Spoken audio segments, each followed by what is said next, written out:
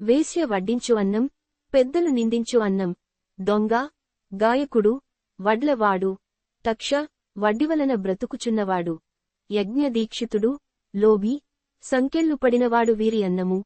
మహాపాతకుడని నింద పడ్డవాడు, నపుంసకుడు, అంకులాడి, ఆడంబరములు చెప్పుకునువాడు వీరి అన్నం.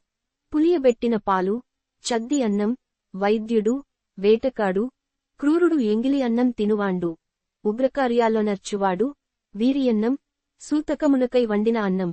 ఒక పంక్తియందు అందరు భుజించుచుండగా మధ్యలో ఒకడు లేచిపోయినచో ఆ పంక్తియందున్న అన్నం.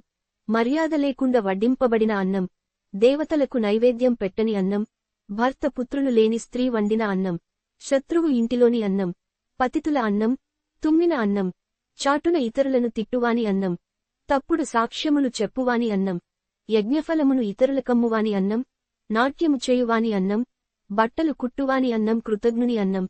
లోహపు పని చేయువాడు, బోయవాడు, రంగుల అద్దకము చేయువాడు, కంసాలి, వెదురు పని చేయువాడు, శస్త్రములమ్ముకొనువాడు, కుక్కలను పెంచువాడు, మద్యమమ్మువాడు, బట్టలుదుకువాడు, బట్టలకు రంగులద్దువాడు, దయలేనివాడు, ఇంటిలోనే జారపురుషుడున్నవాడు వీరి అన్నాన్ని తినరాదు.